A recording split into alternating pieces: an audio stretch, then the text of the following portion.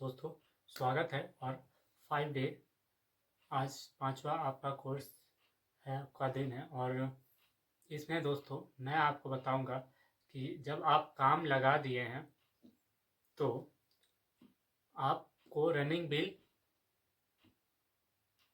कैसे लगाना है। जैसे देखिए, मान के चलिए आपने जैसे ही मटेरियल गिरा दिए हैं और मटेरियल गिराने के बाद जितने भी काम स्टार्ट हो गया, वैसे ही आपको रनिंग बिल लगा देना है।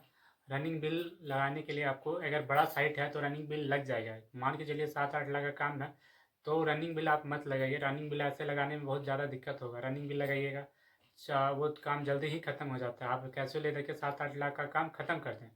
लेकिन आपका काम अगर 40 लाख, 50 लाख, 70 लाख या 90 लाख या 2 करोड़, 3 करोड़ का है, तब आप रनिंग बिल ज़रूर लगाएं। अगर आपके पास पैसा नहीं है तो रनिंग बिल लगा करके पैसा लें। इससे आपका जो पैसे का दिक्कत या आपको लोन नहीं लेना पड़ेगा और आपका इंटरेस्ट का बर्डन आपके ऊपर नहीं आएगा। दोस्तों इसके लिए आपको क्या करना है कि जैसे ही मटेरियल सारा गिर गया और काम स्टार्ट हो गया, वैसे ही जेई को बोल करके आपको जितना भी रनिंग बिल लगाने के लिए जेई को बोल दीजिए। जेई को बोलिए कि काम लग गया, आप एमबी बुक कर दीजिए। जब भी आप कॉन्ट्रैक्टर साइट स्टार्ट करते हैं तो एक एमबी होता है जिसमें जितने भी मटेरियल होता है उसका कॉस्ट और ये सब लिखा जाता है। तो सब लिख करके आप उसमें लिख सकते हैं और उसका में जब आप कीजिएगा तो आपको उसमें अच्छा खासा फ़ायदा होगा आपको। आप देखिए इसमें क्या है कि आपको जब एमबी बुक हो जाएगा तो आप एमबी बुक को ज़रूर पढ़िएगा कि क्या उसमें रेट्स आपको दिया गया है। और जो बीओक्यू आपने भरा था पहले पहले जो दूसरे कोर्स के दिन मैंने आपको बताया था बीओक्यू कैसे भरना है, उस कोर्स को भरने के बाद दोस्तों आपको उसको देखना होगा कि कैसे उसमें क्या रेट जो बीओक्यू में आपने रेट डाला था उसी रेट से बनाया गया है। अगर कहीं रेट पे कोई कटौती किया गया है तो आप उसे देखिए कि किस रेट में कटौती किया गया है और उसके बाद ही उसे भरिए। और ऐसे करने से दोस्तों आपका जो कभी कभी जेई पैसा काटते हैं उससे आप बच सकते हैं।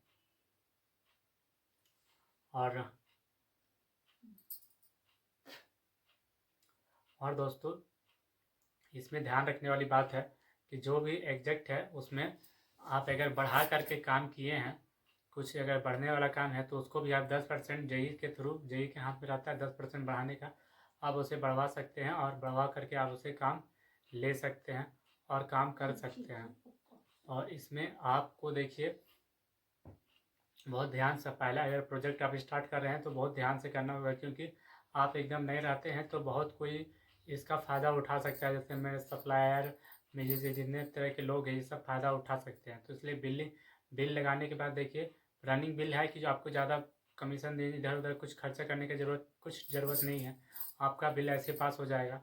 जब फाइनल बिल आता है तब उसमें दोस्तों आपको जियो टैग का पेपर, पीसीसी के डिज़ाइन जितना भी होता है सब सारा पेपर आपको जमा करना पड़ता है, तभी जाके आपका फाइनल बिल पास होता है। उसमें हर तरह का जितने भी बिल, जैसे अगर आपने अलकतरा का सप्लाई किया है तो आपको अलकतरा का पेपर लगाना होगा, तभी जाके आपको अलकतरा और जितने तरह का ये है उसमें आपको बिल पास आगे का होगा। नहीं अगर आप अलकतरा लिए हैं और बिल नहीं लगाए हैं तो आपका बिल होने में दिक्कत होगा और आपका उसका जीएसटी भी लगाना होगा। तो ऐसा कोशिश कीजिए कि कभी भी आप जब लेते हैं तो उस सबका बिल को संरक्षित संभाल कर रखें और अपने सीए को दे दें जिससे वो उसमें संभाल चढ़ा दे। और बिल लग जाने के बाद दोस्तों आप जो उसमें जेई, एसई और एक्जीक्यूटिव का साइन ले करके आप अपने आसानी से बिल पास करवा सकते हैं। और बिल को पास करने में लगभग 1 महीना या 2 महीना का टाइम लगता है। इसके बाद आपका बिल आ जाता है। अगर आपका अलॉटमेंट आ गया है तो वो पैसा तुरंत